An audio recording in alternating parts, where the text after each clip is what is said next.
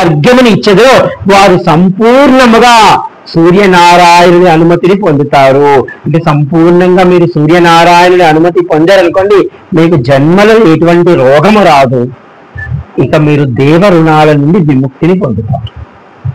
ఎందుకంటే రోగం ఎవరి దగ్గర అయితే లేకుండా ఉంటుందో దేవతలు వాళ్ళ శరీరంలో ఆవాహన ఉంటారు. ఒకవేళ రోగములు మన దగ్గర ఉన్నాయంటే దేవతలు మన శరీరాన్ని పుచ్చుకో, మన శరీరం మీద ఆవాహన కారు. ఎందుకంటే అక్కడ దోషం ఉంది. ఆ దోషం ఉండడం వల్ల ఆ దోషంలో ఉన్నటువంటి ప్రదేశంలో దేవతలు రావు. అంటే మన శరీరం అంటే మనకి చెప్తారు, మన శరీరమే నేనే విశ్వము, నేనే దేవుడిని, నేనే అని అనుకునే స్థాయికి మనం వెళ్ళిపోవాలి. అప్పుడు ఇంకేముండ మాట్లాడడానికి, అంతా నేనే. అంటే ఒక అద్దం ఉందనుకోండి, ఒక అద్దాన్ని మీరు పగలగొట్టారనుకోండి, పగలగొట్టినప్పుడు 100 ముక్కలైంది, 100 ముక్కలు మీరు 100 ముక్కలుగా కనబడుతున్నారు. ఒక అద్దాన్ని మీరు చూసినప్పుడు ఫస్ట్ నా తలకాయ కనబడుతుంది, తర్వాత దాన్ని 100 ముక్కలుగా కొట్టి 100 ముక్కలో చూశారనుకోండి, నా ముక్కే కదా కనబడుతుంది. అక్కడ పెద్దవాళ్ళు అంటే 100 తలకాయలు ఉన్నాయా నాకు ఇప్పుడు లేవు. అంటే దీని అర్థం ఏమిటంటే మనము ఈశ్వరుని నుండి విడిపడ్డాము, విడిపడి ఇన్ని ఆకారాలుగా మారి ఉన్నాము. కాబట్టి మళ్ళా మనం ఒక ఊర్ధ్వ స్థాయికి వెళ్ళామనుకో అంతా కలిసిపోతాం. ఇదే అనమాట. అంటే భక్తి శ్రద్ధతో గంగా జల దర్శన స్పర్శన పానము వలన పెద్ద, అంటే ఇక్కడ చూడండి, ఒకవేళ మనం వెళ్ళి గంగామాతను మనం కానీ అక్కడ దర్శించినట్లయితే, స్పర్శ చేసినట్లయితే, లేదా ఒక చుక్క తీర్థం తీసుకుని అలా పుచ్చుకున్నట్లయితే మనము పెద్ద పెద్ద చెరువులను కానీ పెద్ద పెద్ద తటాకములు కానీ మనము ఎక్కడైనా బావులు కానీ నిర్మించిన ఫలితం వచ్చి మనము వరుణలోకములో ఉంటామట.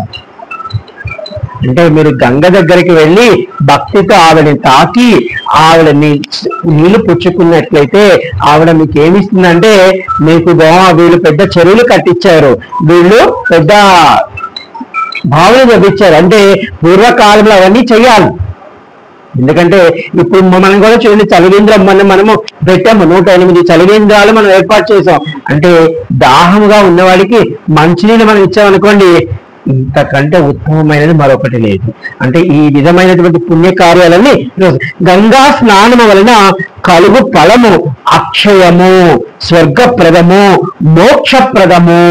అంటే గంగ వల్ల కలిగేటువంటి లాభములు 1 కాదు 2 కాదు. ఈశ్వరుడు ఏం చెప్తాడు ఫైనల్ గా?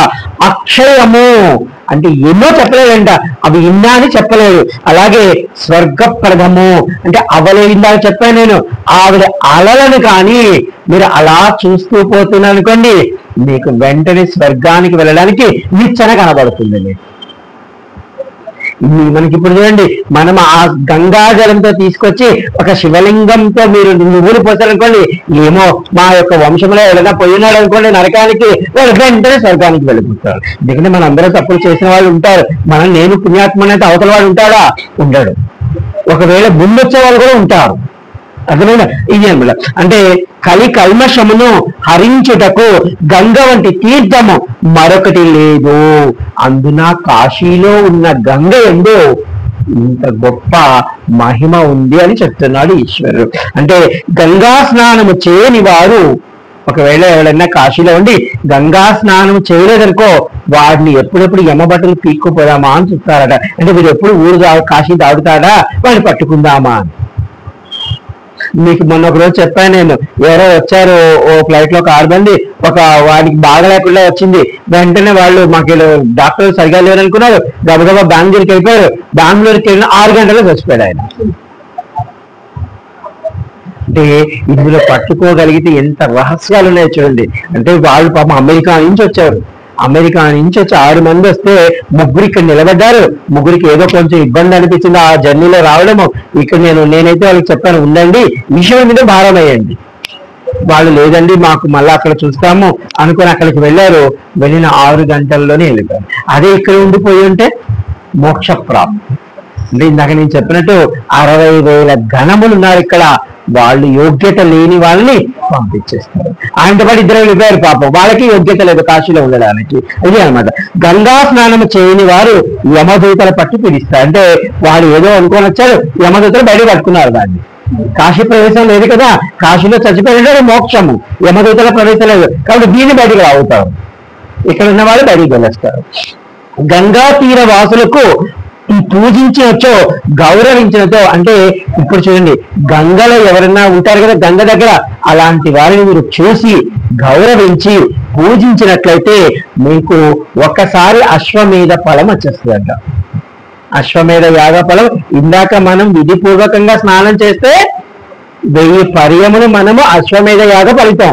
ఒకవేళ గంగ దగ్గర ఎవరైనా ఉన్నారనుకోండి, వాళ్ళని చూసినంత మాత్రానే మీరు ఒక నమస్కారం పెట్టారనుకోండి, వెంటనే మనకి అంటే మీకు ఒక రహస్యం చెప్తాను. ఒకవేళ ఈ రోజు నేను కాశీలో ఇలా ఉన్నాను అంటే 5 సంవత్సరాల్లో నా అనకూడదు కానీ కుటుంబ సమేతంగా క్షమించాలి.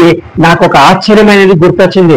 అంటే మేము కాశీ నేను మొదటిసారిగా వచ్చినప్పుడు 4 సంవత్సరాల క్రితం పంచకోశ యాత్రకు పోయాను. అక్కడికి వెళ్ళినప్పుడు చాలా మంది 9 నెలలు వాసం ఉన్నవాళ్ళు, లేదా కొంతమంది భార్యాభర్తలు ఇలా మీ వయసులో ఉన్నవాళ్ళు 60, 70, 80 ఉన్నవాళ్ళు కనబడ్డారు.